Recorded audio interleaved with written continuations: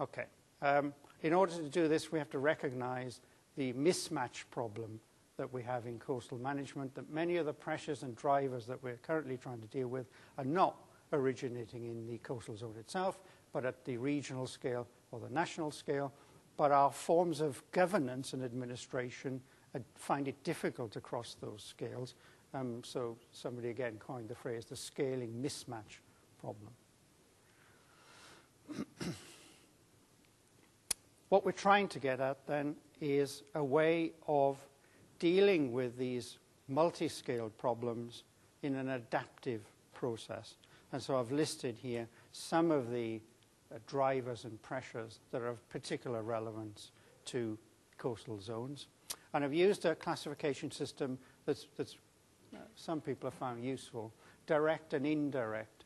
Now, they don't mean that one set is more important than another. It just means that what you observe in the change process is driven by some factors, while others are underneath that change process in a more diffuse way, adding to the dynamic of change. And we need to shift into a system where learning by doing, risk aversion, and what I call regret minimization are some of the principles that should be operating. So here's my picture of all the drivers and pressures that I could currently think about in terms of global, regional, local, direct and indirect. And plenty of problems there, I think, to try and deal with. Yeah? Okay. Loicz has found the DSIR process a very useful way of trying to deal with the enormity of the problem and simplify it down. For me, the DSIR is not a model, but neither is it a linear process. It's a circular process full of feedbacks. It's useful in order to framework a problem and classify within that. But it's not a model, and it's not useful in that modeling sense. But I found it quite useful to organize my personal thinking about what's going on in this coastal zone and how should I be targeting the drivers and pressures and the impacts. Okay, let's come to the ecosystem service approach. So part of this reform would be a much fuller appreciation of the ecosystem services approach. This has been brought to prominence by the Millennium Ecosystem Assessment process, where hundreds, if not thousands, of scientists have come together and thought about the biodiversity loss and other issues. Now, the Millennium Ecosystem Assessment splits ecosystem services into 4 categories: supporting, regulating, provisioning, and cultural. And this, I think, has been, again, a very useful classification device.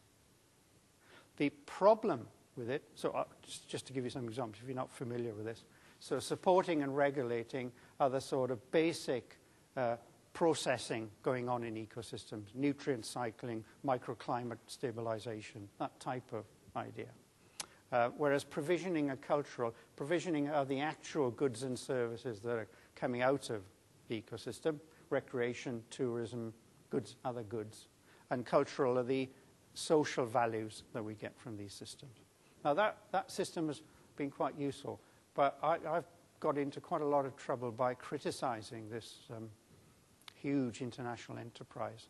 And my criticism is not that this isn't a useful way of bringing to everybody's attention the ecosystem service idea, but rather, if you want to move on from that and actually look at a policy context or a management action, you need an extra way of thinking about it. And so I've just listed there in the literature some of the ways that other people have adapted the MEA to look at landscape planning, other policy issues. And my particular interest has been, how do you put values on these ecosystem service benefits?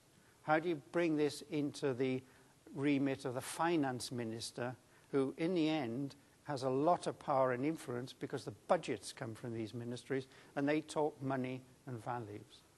That's not to say that my money and values ethics supplants real ethics or scientific reasons for conserving ecosystems. They don't.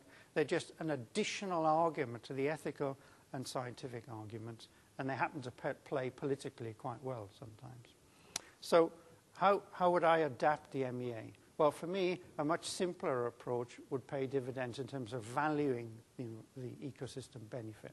And that is to split the ecosystem services into intermediate services and final services. So forget about the 4 categories. Just running across those 4 categories are a 2-category version of intermediate, final.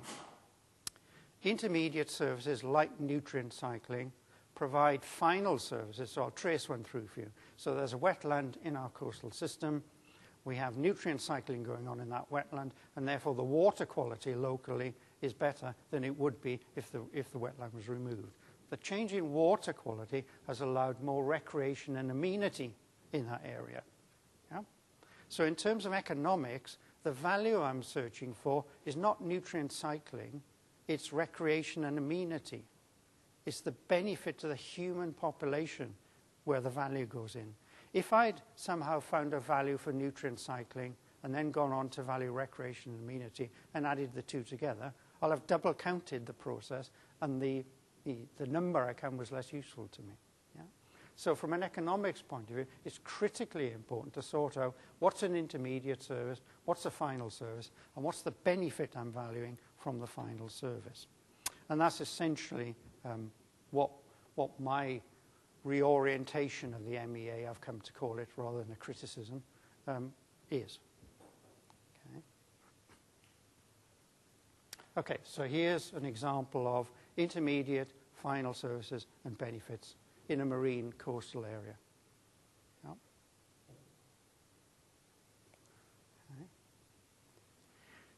Okay. The other thing you have to be careful about in this ecosystem services approach is that you have to be spatially explicit about where and when these services are being provided. I've just come up with a little 4-quadrant diagram just to make the point. It's highly simplified. But in the 4 quadrants, you can see in number 1, the service being provided in a given spatial location is being enjoyed by beneficiaries in that same location. In number 2, the service being provided at a given area is spreading out into a zone and providing benefits in that zone. In number 3, the service provision is upstream in a catchment, but the actual beneficiaries are downstream, either in drinking water, flood protection, whatever, typical coastal zone issue. And for a very coastal zone issue, the service is being provided at the coast, storm buffering, and the beneficiaries lie behind the buffer. Yep, so there are spatial explicitness is really important. And here's the new classification now with intermediate, final, and benefits cut into typical marine and coastal services. Okay. So the appraisal system that I'm trying to promote has a series of stages in it. We start by thinking about where is our ecosystem service, what's its spatial location, who are the beneficiaries, who are the gainers and losers in this system. Then I move into the economic part. Now I have to find a value for a change in an ecosystem service, either a loss or a gain, usually a loss, sadly. And economics runs into a problem here. Economics works best when there's a marginal change in the provision of the ecosystem service. Yeah? So 5% is lost, maybe 10%, not 100%. This is the source of a lot of confusion, I think, in the literature and in policy circles. Following the paper in 1997 by Bob Costanza and colleagues in Nature, which you may be familiar with, we got to a calculation for the world's ecosystem services of $33 trillion, if my memory serves me right, and for coastal systems of something like 12 or 13 trillion. They updated that study recently and brought the coastal ecosystem service value up to about $16 to $17 trillion. Okay, now that was clearly not a marginal analysis, and therefore, strictly speaking, technically pushed economic theory to its limits, and some would say beyond. For me, the significance of the Costanza report and process were two things. One, the data that they actually accumulated and is online for anybody to look at. And secondly, the numbers were big. I don't for 1 minute believe that the world's ecosystem service is actually worth $33 trillion. The message is surely these are extremely valuable resources. We must do better in conserving and managing them. And that was a perfectly valid argument. Okay, so there is a technical problem. If you want to find aggregate change, economics is not at its best in providing the answer, except if you turn the coin around again and argue, well, okay, I'm not trying to find the value of the benefits to society of all the world's ecosystems, but I can find a cost value, a monetary cost figure for the damage being done to those ecosystem services. Then you're on stronger economic ground because you can use national income accounting measures, which are well developed, well accepted, and you still have the $3 trillion figure that I gave you, which is big enough to influence policy, I would argue.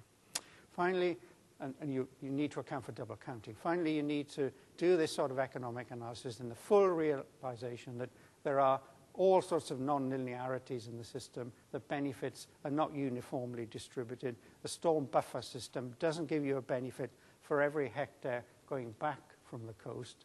It starts high at the front and goes down to low. If you don't do that calculation, you'll overestimate the benefits again. And threshold effects, clearly, the more science we can find about threshold effects and tipping points should be factored into the analysis. Okay. To finish, how do you put some of these principles of ecosystem services into a real coastal management policy issue? Well, my management issue is managed realignment policy on the UK eastern coastline of England, which is the coast that faces the North Sea. I'll show you a picture in a minute. And we've done some studies on two big estuaries on that coastline, the Humber and the Blackwater, and I'm basically doing a cost-benefit analysis of this managed realignment policy, but using ecosystem services as a way of amplifying those costs and the benefits. Okay, so here's my coastal area. So London is here. Norwich, which is the real capital of England, is up here. And the best place in the UK, Wales, is over there. Out of the way of all this trouble. Okay, so in the Humber study, what we did was to use scenario analysis and think about various management scenarios for this estuary, in which, as you move through these scenarios, the names are not important, you are moving into more and more managed realignment. Now, managed realignment is where there's a deliberate breaching of whatever the sea defense system is, an embankment or a sea wall usually, in order to create salt marsh and intertidal habitat. Yeah. And then you set back the defenses, either using the local topography, so there's no other defense but the slope, or a much less elaborate secondary defense. The aim being to save money on your coastal defense system, but to also create valuable ecosystems and ecosystem services. Okay, so under these scenarios, more and more sites are being found for managed realignment. The trick in this analysis is that this is adaptive management. Right? This is learning by doing. These are experiments in the real world. So in order to undertake these experiments and get the political permission to do it, we've had to choose the sites very, very carefully. The sites chosen for these managed realignment experiments do not have people and property in the way when you set back. Neither do they have designated nature reserves or archaeological sites. Using GIS, we've found every site possible where these constraints are not a binding constraint. And there are lots of sites for this type of experiment. Okay, at the very end, in 2 minutes, I'll come back to why that's very important when we come to practical management as a real policy tool. So we've chosen the sites carefully to minimize the impact on people and property. Here's the Humber, and the colors, which you probably can't see terribly well, just indicate the different scenarios and the extra sites you get as the scenarios change. And so the blue is called the extended deep green scenario, where every site that we could find where you could set back was utilized without people and property being badly affected. How do we know where all these sites were? Well, this is where interdisciplinary comes into play. In my department, School of Environmental Sciences at UEA, we had a team of earth scientists who've done a lot of work on this catchment and estuary, and they have modeled what this catchment looked like going back 3,000 years. And based on that paleo-environmental data, we were able to find sites that used to be intertidal zone and salt marsh 100 years ago, 1,000 years ago, and use that to help us. It turns out that 90% of the intertidal zone in this Humber estuary was lost 300 years ago when the industrialization process started. Up until then, most of it was still there. And in that very short space of time, 300 years, we've lost 90% of the intertidal zone. Okay.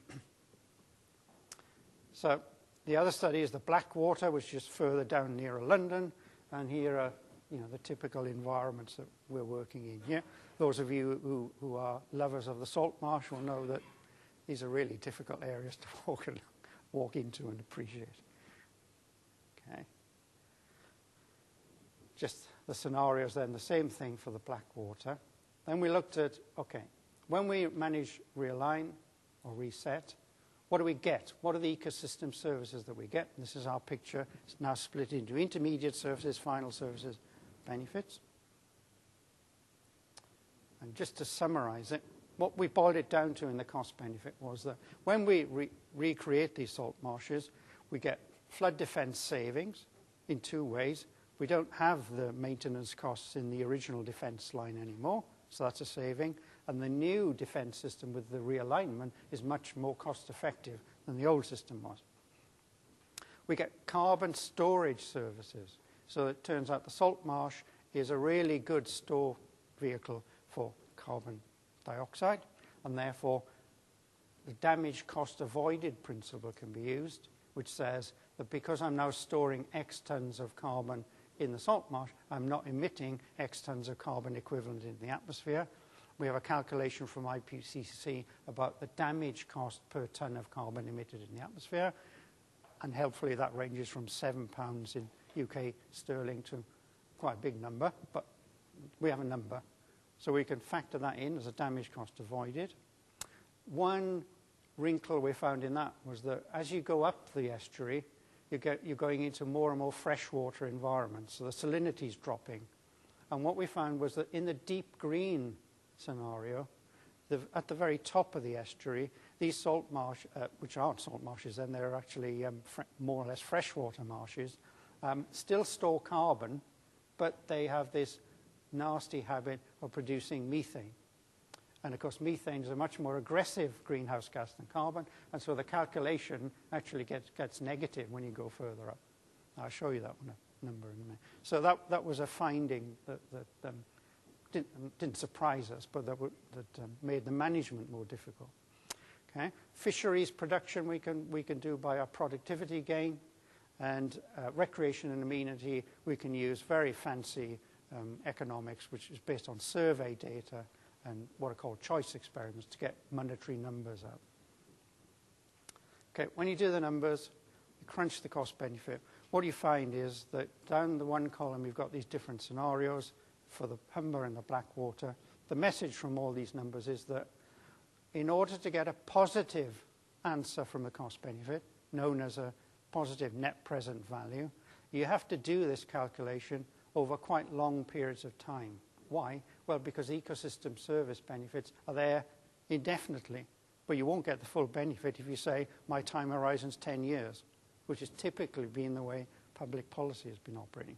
So you have to have a long time horizon. You have to use something called a declining discount rate, which I won't detain you with now, but is another controversial feature of cost-benefit analysis. When you do that, you find that many of these realignment scenarios do give you positive results.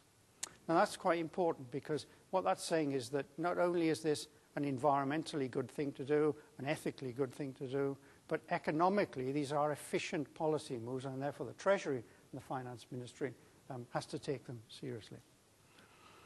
Okay, what's the caveat in all this? Well, these were experiments at selected sites. The policy world that this was introduced into and the social values that were operating were not particularly conducive to this type of experiment, because the people in the coastal zone had been conditioned to a level of protection from sea level rise and storms. And they expect that level of protection, which they assume is 100%, will continue indefinitely into the future. Yeah? There's a misperception problem that people think they're absolutely safe when they're not, clearly. And they want to continue to be kept safe despite climate change. So when the term, well, actually it wasn't realignment. The first term that was used for this experiment was managed retreat. And all hell broke loose politically, just because of the terminology being used. And stakeholders did not want to be in a position where they retreated from hard-earned terra firma in the coastal zone. So the name was changed to managed realignment. The problem didn't go away. So the context in which this policy is being set is a critical set of factors. Currently now, there's a wide political debate going on. How do you make managed realignment a more fundamental component of the coastal management system in the UK? Answer, first you have to change the planning law, which has not kept pace with this idea. Secondly, you have to find compensation mechanisms when people and property are affected by a managed realignment site. And thirdly, you have to find far better inclusionary processes so that local interests, local stakeholders are part of that policy process, not the recipient of the end result. And on all those three fronts, the UK is scrabbling to catch up with this experimental idea. And until it does, this experiment will not go any further than these sites where people and property are not impacted. Okay, thank you very much for listening.